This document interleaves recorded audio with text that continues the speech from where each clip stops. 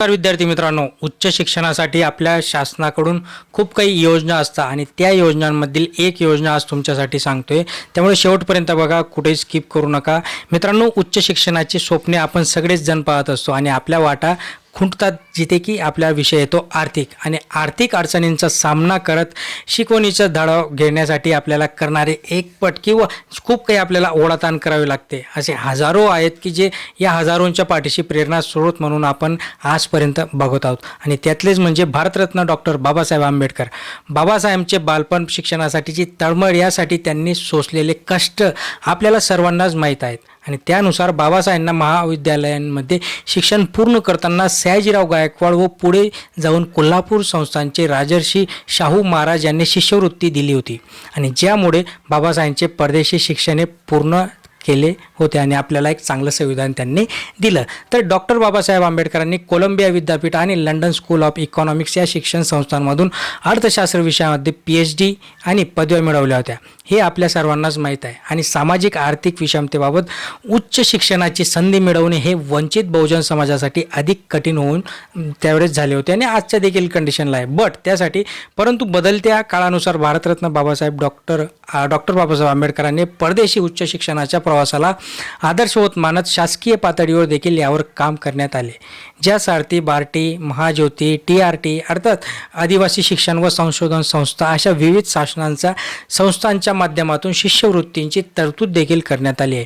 जसे की इतर मागासवर्गीय किंवा इतर मागास बहुजन कल्याण विभागातर्फे विमुक्त आणि भटक्या जमाती, इतर मागासवर्ग, विशेष मागास प्रवर्गातील विद्यार्थ्यांना परदेशात शिक्षणासाठी शिष्यवृत्ती दिली जाते. या शिष्यवृत्ती अंतर्गत परदेशात उच्च शिक्षणासाठी प्रवेश मिळालेल्या राज्यातील निर्धारित राखीव प्रवर्गातील गुणवंत मुलामुलींना परदेशी शिक्षणासाठी याच्यातनं निवड केली जाते. त्याचप्रमाणे शैक्षणिक वर्ष 2024-25 करिता शिष्यवृत्ती प्राप्त करून घेण्यासाठी इच्छुक व पात्रताधारक विद्यार्थ्यांकडून अर्ज मागवले जात आहे, ज्यासाठी 30 जूनपर्यंत त्यांनी मुदत दिली. आता यासाठी कोणते अर्ज आहेत, कसं काय आहे, यासाठी आपण जाणून घेऊया. त्यासाठीचा अर्ज विद्यार्थ्यांना संकेतस्थळांवरून डाउनलोड करून घ्यायचा आहे.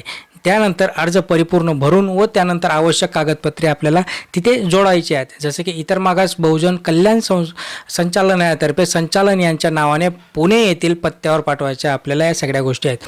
त्यासाठी 30 जूनच्या सायंकाळी आपल्याला 6:15 वाजेपर्यंतची मुदत आहे. दरम्यान शिष्यवृत्तीच्या एकूण जागांपैकी 30% जागा मुलींसाठी राखीव आहेत.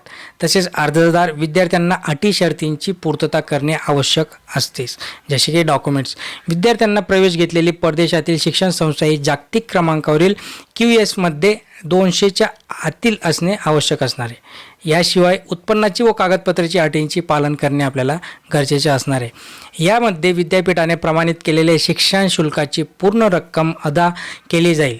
त्यासाठी विद्यापीठाच्या निकषानुसार वैयक्तिक आरोग्य विमा खर्च विभागातर्फे केला जाणार आहे. वार्षिक निर्वाह भत्ता परदेशातील संबंधित शैक्षणिक संस्थेकडून ठरवला जातो. त्यानुसार केंद्र सरकारच्या DOPT विभागातर्फे निर्धारित केलेल्या दराप्रमाणे किंवा राज्य शासनाने निश्चित केलेल्या पैशांप्रमाणे ते मिळतात. याशिवाय विद्यार्थ्यांना परदेशात जाताना व अभ्यासक्रमातून यशस्वीरित्या पूर्ण केल्यानंतर भारतात परतण्यासाठी नजीकच्या मार्गाने विमान प्रवासाचा खर्च देखील हा देण्यात येत असतो. काही वंचित बहुजन वर्गासाठी असणाऱ्या शिष्यवृत्तीचा लाभ अनेक विद्यार्थी घेतील अशी आशा सरकारला असते. आणि त्यासाठी आपल्याला करायचं काय, आपल्याला फक्त तिथे फॉर्म भरायचा आहे. यामध्ये 30 जूनपर्यंत सायंकाळी 6:15 वाजेपर्यंत आपल्याला फॉर्म भरायचा आहे. वंचित बहुजन वर्गासाठी असणाऱ्या सारथी, बार्टी, महाज्योती, TRT नंतर अर्थात या आदिवासी विभागाच्या प्रशिक्षण व संशोधन संस्था या शिष्यवृत्त्यांची माहिती आणि यांच्या जर वेबसाईटवर तुम्ही गेलात तर नक्कीच तुम्हाला तिथे फॉर्म मिळतील आणि ते फॉर्म आपल्याला तिथे फिलअप करून आपल्याला पण उच्च शिक्षणासाठी इथे आपला फायदा होत असतो. धन्यवाद.